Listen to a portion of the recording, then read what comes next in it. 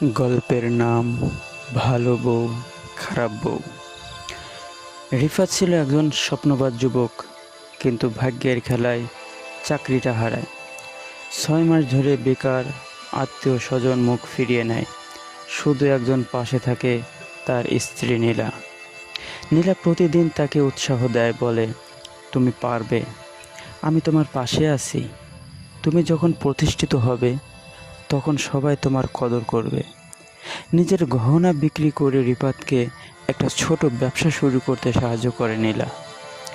দিন যায়, মাস যায়, রিফাতের সেই ছোট্ট ব্যবসা বড় হতে থাকে।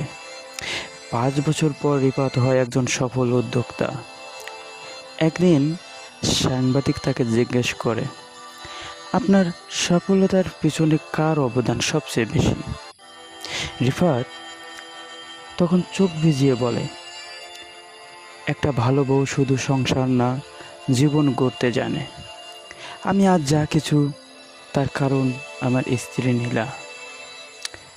অন্যদিকে শহরের আরেক প্রান্তে থাকে ফারহান। প্রতিষ্ঠিত চাকরি, ভালোই আয়, সবই ছিল। বিয়ের পর তার স্ত্রী নিতু চায় ফারহান যেন শুধু টাকা রোজগারের মেশিন হয়। ভালোবাসার চেয়ে শপিং আর পার্টি ছিল তার কাছে বড়। দিনের পর দিন মানসিক চাপে পড়ে ফারহান একসময় চাকরি ছেড়ে দেয়। নিতু তাকে ব্যর্থ বলে গালাগাল করে, বাসা ছেড়ে চলে যায়।